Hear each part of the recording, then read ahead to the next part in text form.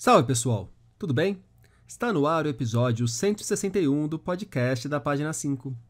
Aqui Rodrigo Casarim. Página 5 é também a coluna de livros que edito no portal UOL. Estou no Instagram como página.5, no Twitter como @rodcasarim e no Telegram, só procurar pelo grupo Página 5. Também assine a newsletter da Página 5. Basta me mandar o seu e-mail por qualquer rede social ou se cadastrar no página5.substack.com. Link na descrição do episódio.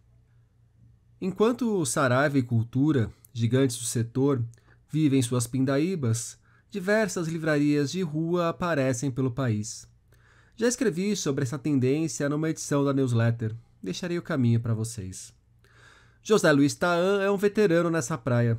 Há 32 anos que ele toca a Realejo, livraria de rua de Santos, que já se aventurou também pelos shopping centers da vida, onde não vingou. São principalmente as lembranças do negócio com a porta na calçada que estão em Um Intrépido Livreiro nos Trópicos, Crônicas, Causos e Resmungos, livro que Tahan publicou há alguns meses. Tem resenha dele na coluna, aliás, também deixarei o caminho. Na obra, passeamos por recordações que envolvem gente como Pepe, ex-craque do Santos, e Chorão, ex-vocalista da banda Charlie Brown Jr., enquanto nos deparamos com olhares sobre os recentes caminhos do mercado editorial. Para dividir um pouco de suas memórias e observações sobre esse meio, que convidei Tahan para a conversa que vocês ouvirão a seguir. Antes do papo, 2 avisos. Primeiro, o áudio não está com a qualidade que costumo entregar para vocês. Peço desculpas, mas a internet não colaborou no dia da gravação.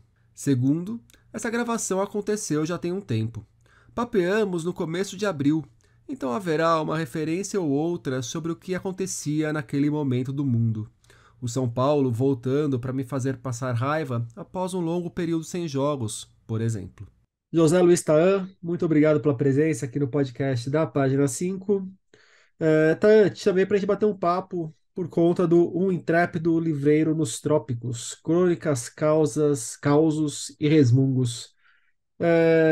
Me conta um pouco, Tahan, como que nasce esse livreiro há mais de 3 décadas atrás e desde então, como que é essa caminhada como livreiro num país em que ser livreiro não é fácil, como você assume, mas não dá para ficar também só no papo de é difícil, a resistência, tal. Tem que acreditar no negócio do livro e tocar em frente.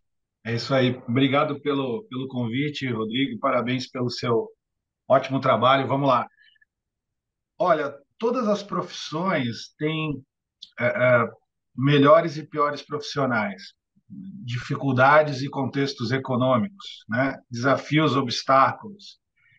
Eu acho que o assunto cultura, ele tem uma, vamos dizer assim, uma atmosfera um pouquinho vitimista assim no Brasil, e dá para entender por quê ou dá para especular por quê, né? E vamos especular. A gente aqui realmente a gente sofre mais para se educar, a gente sofre mais para chegar num determinado sucesso dentro até do campo dos estudos acadêmicos, e a gente tem uma confusão entre saber e propriedade. Então, me parece que o cara que aprende ou que chega lá num país de desfavorecidos ou um país tão desigual, ele não percebe isso, mas ele quer para ele. Ele não quer dividir, ele não quer. E às vezes isso se manifesta através de um texto complicado, um texto que é um ato falho, é um texto que não chega no receptor, né? E o assunto cultura, somado à educação, ele tem essa coisa meio solene aqui, né? Então, o cara às vezes repete assim: Nossa, eu li um livro, né? O cara fala: Não, você se é alfabetizado, você consegue entender um texto, você vai ter sucesso, o troféu do entendimento através de um texto, né? E aí você me perguntou como é que eu cheguei nessa profissão, né? Foi totalmente ao acaso. Aliás, foi eu chamo de desorientação vocacional, porque é algo que eu não imaginava que fosse acontecer. Eu simplesmente andava perto dos meus 18 anos aqui na cidade de Santos, onde eu nasci, onde sempre vivi e vivo hoje. atrás de um emprego para viabilizar uma faculdade, que eu achava que eu tinha uma vocação a partir do fato de eu desenhar. Sempre gostei de desenhar. É uma linguagem, uma das linguagens que eu me expresso, assim, né? E aí eu falei, pô, vou fazer uma faculdade de arquitetura, que eu acho que a arquitetura é um desenhista mais sério. Eu queria ser levado a sério.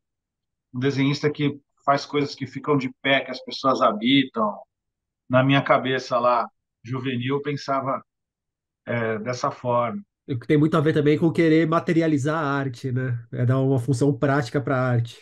Sim, e já é um ato falho nosso, né? Ficar pensando assim, nossa, eu vou fazer algo que as pessoas vão respeitar, ou achava o desenho uma coisa mais uma linguagem mesmo, né? Mas sempre tive essa aptidão autodidata, sim. E aí eu comecei a andar pela cidade atrás de emprego, né? E eu fui em lojas de departamento, fui em locadora de vídeo que existia em 1990, né?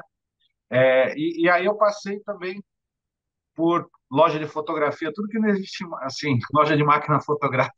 É os anos 90 datados, assim, né, no comecinho.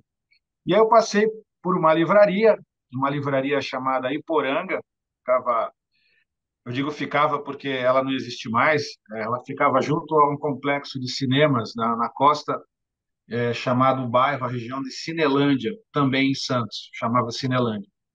E era o cinema Iporanga, que era um cinema dos anos 50, um cinema lindo, Art Deco, sabe? E que nesse cinema aconteceram coisas históricas, como o show da Sarah Vaughan em Santos, show da Bethânia, sabe? Coisas meio espetaculares no cinema. E no térreo desse cinema tinha algumas lojas. Tinha uma loja de roupas, tinha uma farmácia e tinha uma livraria.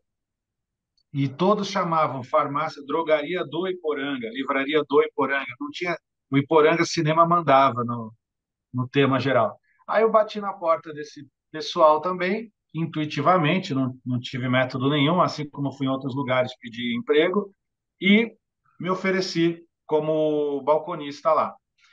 O cara não me deu muita bola e falou assim: ah, me fala aí um pouquinho, tal, por que que você quer o emprego e tal? Daí eu expliquei, né? Queria fazer uma faculdade, não tinha dinheiro para pagar, e falei da minha mãe professora, falei da minha facilidade com leitura, porque eu fui na minha casa na infância chegavam livros em pacotes amarrados que a minha mãe como professora recebia, coleção Vagalume, li HQs, quadrinhos, me alfabetizei com as HQs também. Meu pai viajava e trazia também quadrinhos do Fantasma, que eu gostava e gosto ainda. Eu nunca abandono meus gostos, Rodrigo, eu vou acumulando gostos e uma farofa generalizada, assim, sabe? E aí o cara pegou, ouviu meus argumentos aí meio, né, intuitivos também, abertos, e anotou um telefone de recado, que eu não tinha telefone também. E, pois bem, fui em 10, 12 lugares e durante 15 dias não houve nenhum retorno, até que esse telefone tocou e a pessoa que foi me trazer o recado me trouxe um recado incompleto. Ela falou: olha, um tal de Zé Pedro, Zé Paulo, Zé alguma coisa aí te ligou para você preencher a vaga de trabalho que você pediu. Eu falei, ah, mas Zé Pedro, Zé Paulo, eu não lembro. Eu lembro dos lugares que eu fui, né? Fui numa locadora de filme, numa Mesbla, sei lá, Mapping, numa loja, na Fotótica, numa livraria. Ela falou assim, olha, essa vizinha, você deixa de ser braço curto e vai procurar o Zé Pedro, o Zé Paulo. Eu peguei e fui em todos os lugares de novo. Fui nos 12 lugares e recebi 12 nãos. Mas nessa livraria eu fui, voltei e falei, cansado já, toda a história de novo. Falei, alguém me chamou, eu só que eu não sei quem. Aí o mesmo rapaz que me atendeu a primeira vez, falou assim: olha, eu não estou precisando de funcionário, mas eu lembro que você falou alguma coisa que você gosta de ler, mãe professora e tal. Eu falei, bom, faz o seguinte, começa amanhã aí. E aí eu fui, sem ele precisar, comecei a trabalhar de atendente na livraria, talvez por ser neto de árabe, facilidade, o comércio está na veia, né? Eu fui atendendo lá, e aí depois de meio ano, consegui passar no vestibular, arquitetura, só que era à tarde, era um curso de Playboy, né? À tarde é difícil, né? Aí o cara teve a bondade de abrir, fracionar a minha carga horária na livraria. Então eu chegava 8 da manhã, saía meio-dia, ia estudar, saía às 6h30 da faculdade, ia para a livraria, ficava até às 10 da noite. Era das 8 da manhã às 10 da noite, com a faculdade no meio, no recheio. E assim foi por um ano e pouco. Aí o cara, por um mistério da natureza e talvez por alguma aptidão, falou para mim: ó, a gente está precisando, eu quero abrir para 2 sócios aqui. Você quer ficar com 25%? Eu falei, mas como? Se eu, né, comecei agora, estou na faculdade. Bom, pensa aí, você está desenvolvendo um trabalho legal com os clientes e tal. Na verdade, o cara queria um sócio financeiro e um sócio comercial, assim. E aí eu falei, ok, fiquei 4 anos sem receber R$ 1, abrindo mão do Prolabore para ir pagando a minha cota. Ainda a minha mãe me ajudou com um terreninho vendido lá da família e tal. Consegui virar sócio dessa livraria Poranga, uma livraria lendária na cidade de Santos, que está na memória de alguns só, né? Porque a memória não é o forte da gente também. Aí, rapaz, eu estava num botequim com esse sócio, que é uma figura, o Luigi Marnoto, figuraça, divertido, carismático e tal. E aí ele estava conversando comigo no botequim e falou assim, ó, que história maluca a sua, hein? Aqui, pô, olhando agora, a gente sócio e tal, lembro quando você começou. Eu falei, não é muito maluca, né, Luigi? É uma história meio chata. Eu fui chato. Voltei, pedi, pá, insisti, persisti, você abriu uma vaga. Ele fala assim para mim, distraído. Ele sempre foi muito distraído. Ele falou assim, pô, mas eu não te contei o que aconteceu aqui, a história do telefonema? Eu falei, não. Aí ele falou, na primeira vez que você veio, tinha um amigo meu aqui, que depois ficou meu amigo também, o Armando, Armandinho, estava o Luigi falando comigo e tinha mais um cara no balcão que eu não reparei. Eu estava pedindo emprego, não conhecia ninguém. Esse cara ouviu a tua fala, o teu pedido lá para mim. Ele, quando você foi embora, ele falou: me dá o telefone desse menino aí. Eu fui com a cara dele. Eu vou chamar ele para ser barman ou garçom no bar que eu estou abrindo em São Vicente. O nome do bar? Zeppelin. O recado de Zé Pedro, Zé Paulo, na verdade é para ir trabalhar no bar Zeppelin, que se eu tivesse atendido ao chamado, eu ia me dar mal, porque eu gosto muito de bares. Eu gosto também muito de livrarias, mas gostar de bares e trabalhar dentro de um deles é perigoso. Eu ia te perguntar, você caiu numa livraria por acaso, virou sócio dela, e o que te manteve nesse setor foi o que exatamente? Foi o gosto pelos livros? Foi o tino pelo comércio dos livros? Foi os números super positivos das planilhas que te apresentava ao final de cada mês? É o seguinte, eu acho que me manteve. Eu tenho, a gente tem, cada um tem uma identidade, um perfil, né? Eu sinto que eu estou sempre aprendendo, sabe, Rodrigo? Sim, bela caneca, hein? Eu sinto que eu estou sempre Caneca do São aprendendo. Paulo, para quem vai apenas nos escutar. É, Taan eu também é não São tenho. Paulino, e eu não vou tocar no assunto, porque o São Paulo volta das férias hoje, para voltar a nos dar desgostos. Hoje teremos um thriller para assistir hoje à noite, Hoje, no dia que estamos gravando, no caso. no dia que estamos gravando, é verdade. E, e aí, rapaz, eu acho que é uma mistura de algumas dessas coisas. É, eu acho que o nosso perfil nos leva para aprendizado e seguir adiante. O ramo do mercado editorial é muito, muito estimulante. Estar em contato com pessoas que muitas das vezes sabem mais do que você sobre todos os assuntos imagináveis é estimulante também. O objeto livro, ele tem também um tipo de ótima solução, como criação de projeto livro, projeto do livro, o resultado, o design, a funcionalidade, o poder do suporte do conhecimento, de alguma forma passa, eu me sinto um agente dessa coisa perene que é o livro e, e todo esse, vamos dizer assim, essa atmosfera em volta do objeto livre. Então, o objeto livre me seduziu, sabe? Adoro ler, sou sim um leitor que eu sinto que se eu não estou lendo nada para mim, eu sinto um vazio, eu preciso ler, mesmo que seja de uma forma, e é de uma forma totalmente desgovernada.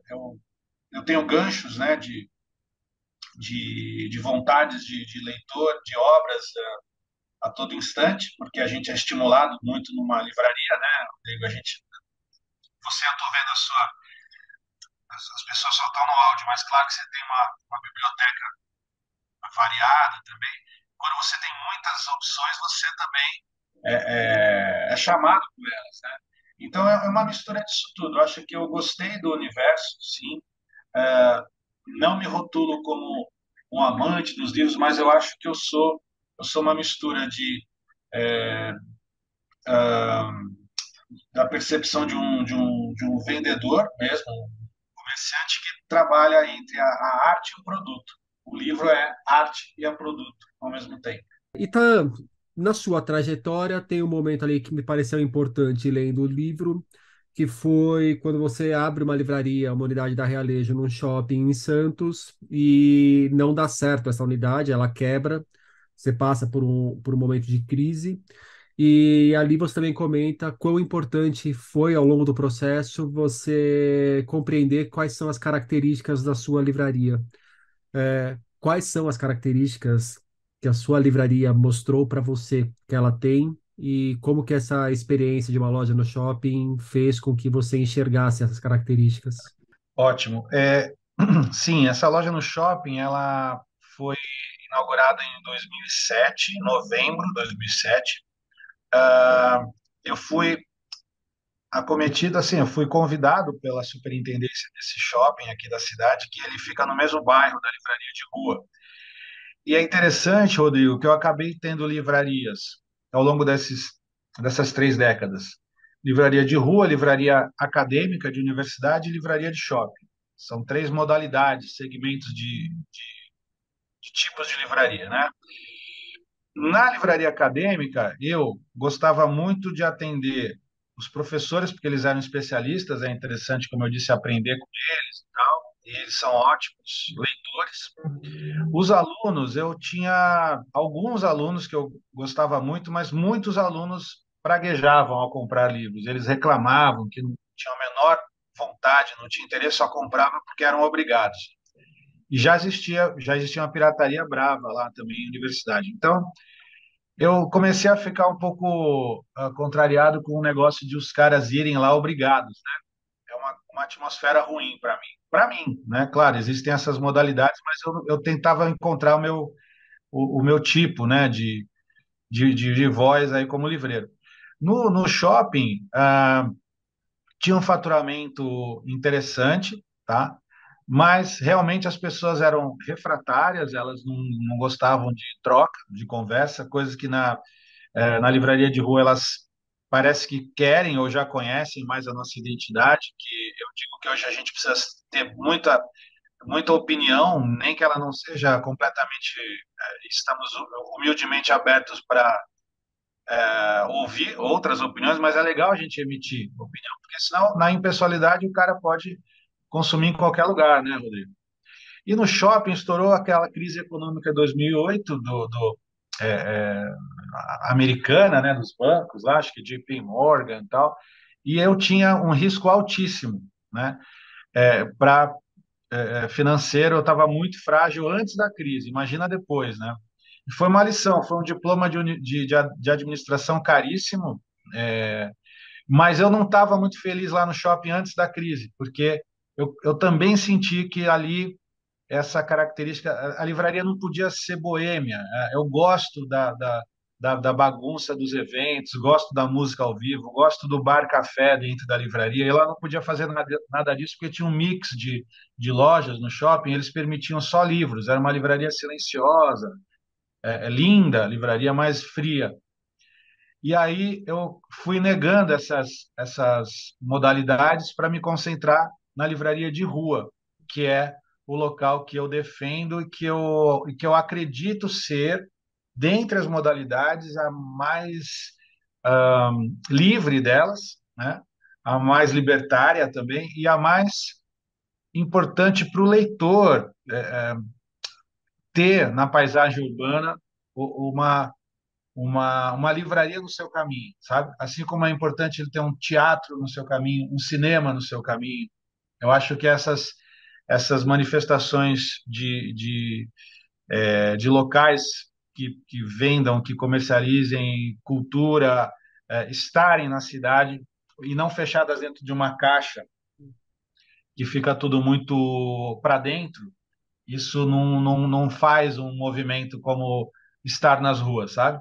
Então eu fui aprendendo a ver quem eu era, qual modalidade me dava a sensação de estar na vocação e no caminho certo. E a livraria de rua me abastece plenamente. A gente conversa no momento de acentuada pindaíba, uma pindaíba que já se arrastava há um bom tempo das grandes lojas de livrarias do país, especialmente Saraiva e Cultura, que estão dentro de shoppings, basicamente, tem um formato de negócio megalomaníaco, e ao mesmo tempo a gente está vendo florescer hoje no Brasil, seguindo uma tendência de algumas outras grandes.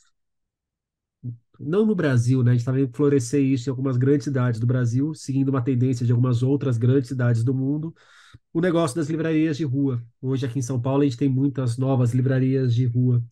Você acha que o futuro da livraria é esse mesmo? É voltar para a rua, é estar na rua? Ou é só um momento pontual que a gente está vivendo e logo outro formato aparece e outras crises surgem e sabe-se lá o que vem? Ou você sabe o que vem e pode nos contar? Né? Então, eu brinco que chegou a minha vez. Eu sempre fui livraria de rua e hoje elas estão ficando fortalecidas.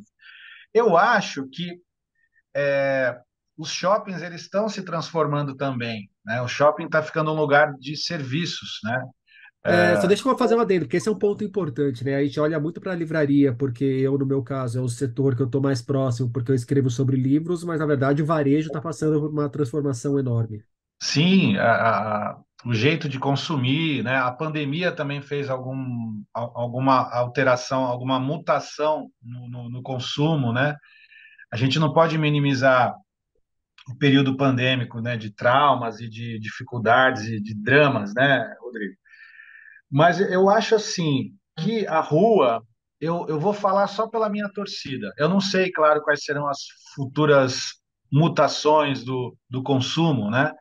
Eu só bato na tecla do poder do livro impresso, tá? Não é ser saudosista. Ah, da imprensa de Gutenberg para cá são, sei lá, 5, 6 séculos, né? Dos copistas das Mil e Uma Noites, dos textos sagrados, são milhares, 1.000 anos, mais de 1.000 anos, né? Eu acho que o poder do objeto livro ele é alto, né? E acho que numa rua eu acho que um cara da área de urbanismo, ele pode, como eu fiz um ano só de arquitetura, eu tenho vislumbres, né? Eu brinco que eu parei nas fundações da arquitetura. Eu e Chico Buarque, eu boto o Chico do meu lado para me dar mais nobreza, assim. Mas eu acho que numa leitura urbanística, se você tiver na paisagem urbana lugares como livrarias e como teatros e como cinemas e como próprios cafés, né, Rodrigo? Por que que você vê numa cidade, por exemplo, como, sei lá, Barcelona, que não é uma cidade tão grande, acho que ela é uma cidade que no Brasil pode ser uma cidade média, né?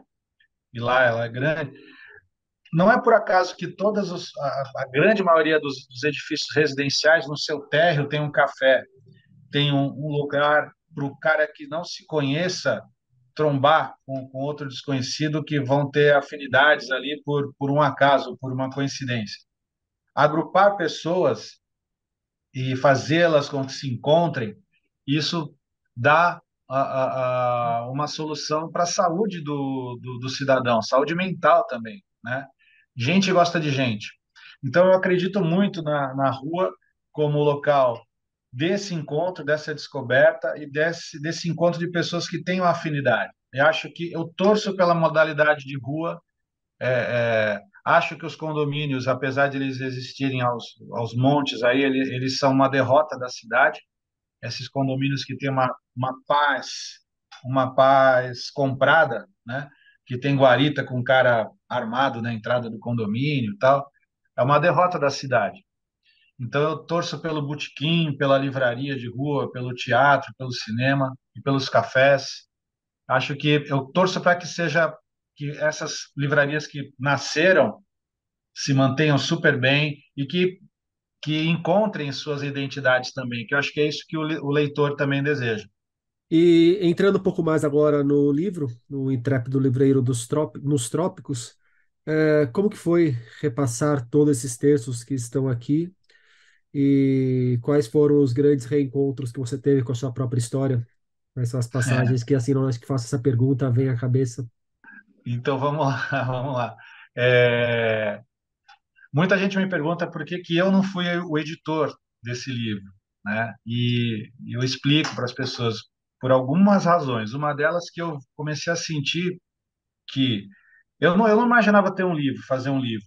Eu só escrevia como expressão minha mesmo, para querer dividir, contar algumas histórias que eu tinha vivido e tal, algumas experiências, reflexões, artigos.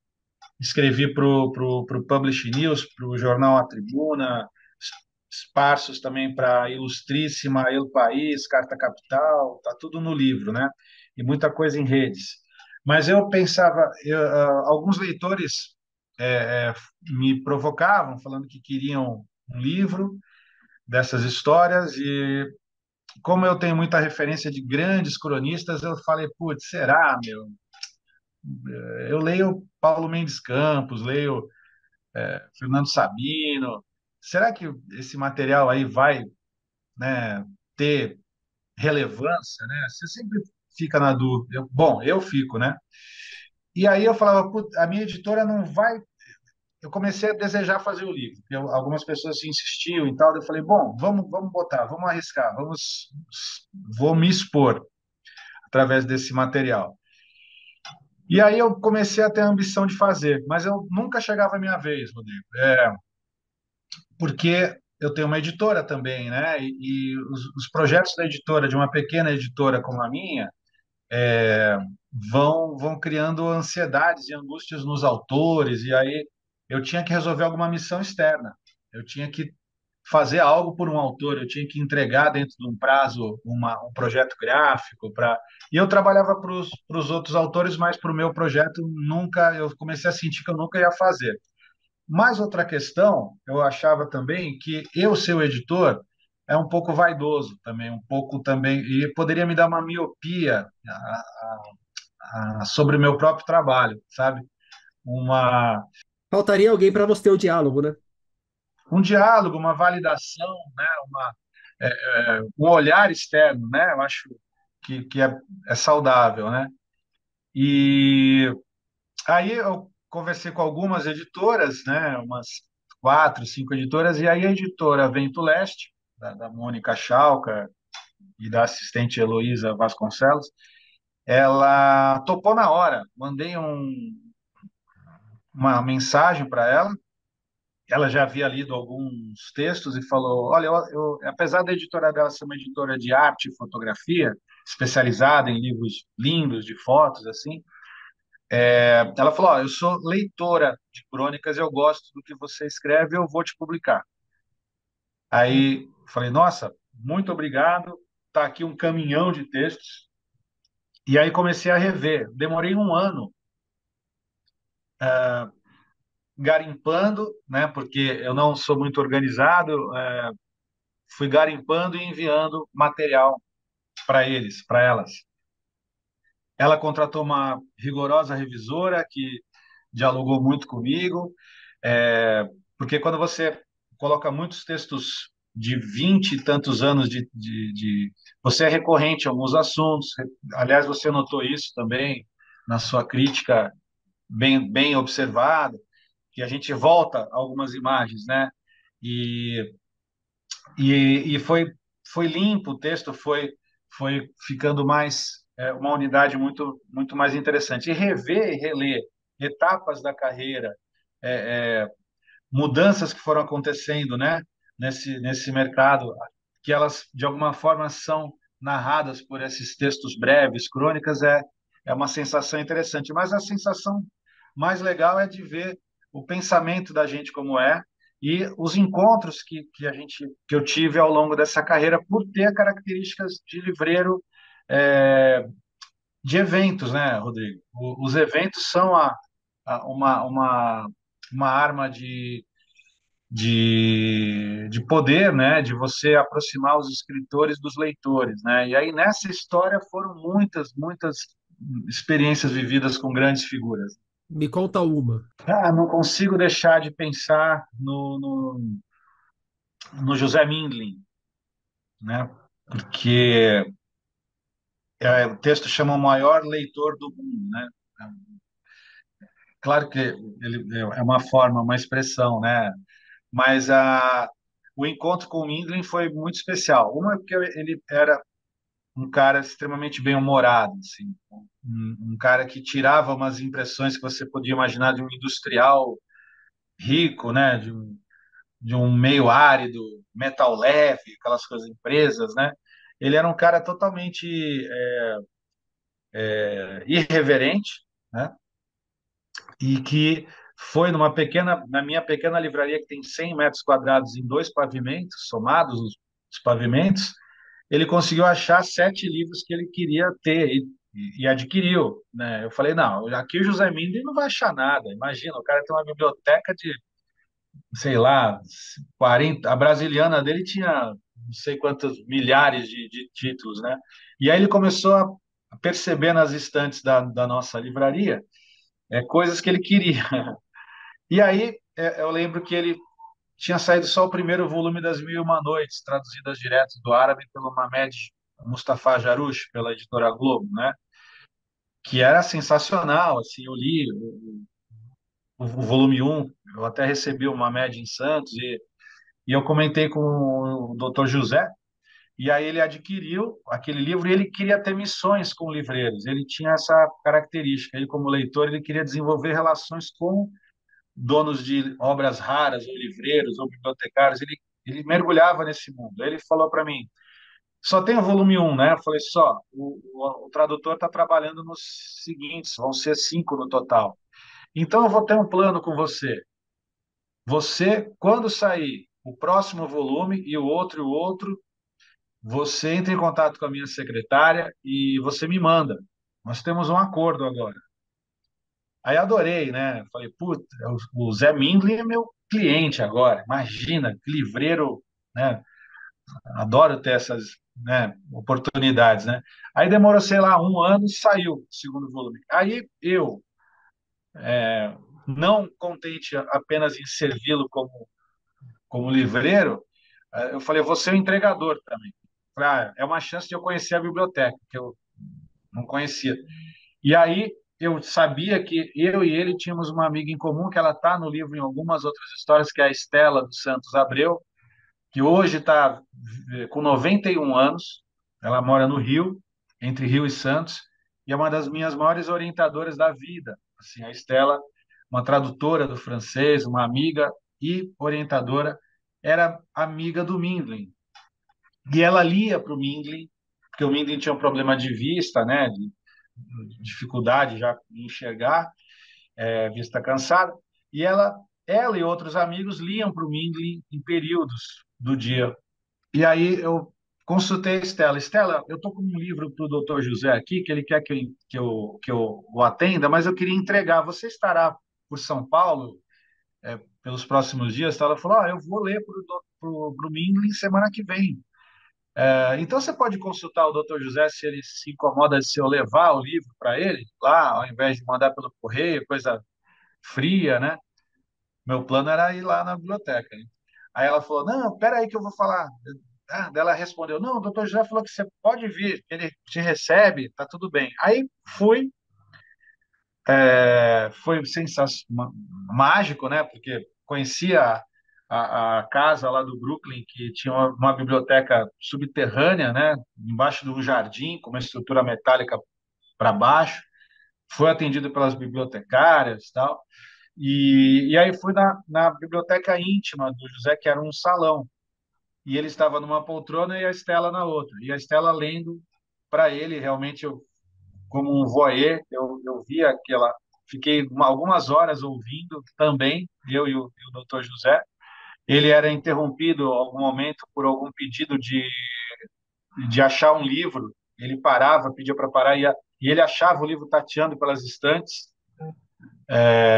E ela lia para ele Proust, Em Busca do Tempo Perdido, em francês. Eu conheço muito pouco de francês, então eu ouvi a música das palavras assim e foi um dia para não esquecer. Ao final desse dia, o doutor José nos cumprimenta, a mim e a Estela, e chama um motorista particular. Fala: vocês estão a pé Não, a gente está no metrô, tal, vou voltar para Santos. E a Estela está numa casa de uma amiga em São Paulo. Não, não vou andar de metrô, não sei o quê. O meu motorista, fulano, vem cá, leva a Estela e o José Luiz aqui para os endereços melhores para eles em São Paulo. Daí o rapaz de gravata: claro, doutor José, venham comigo. Aí fui eu e a Estela e o motorista, e o doutor José indo para o outro lado. Aí ele faz assim, o motorista: ah, me lembrei, doutor José, hoje é o rodízio da placa, não dá. Aí ele olhou para nós: ah, lamento, tentei. Daí fomos eu e a Estelinha com esse dia mágico, rumo ao metrô, voltar para minha vida normal em Santos e ela para a vida dela em São Paulo. Tá no livro essa história, que eu acho sensacional.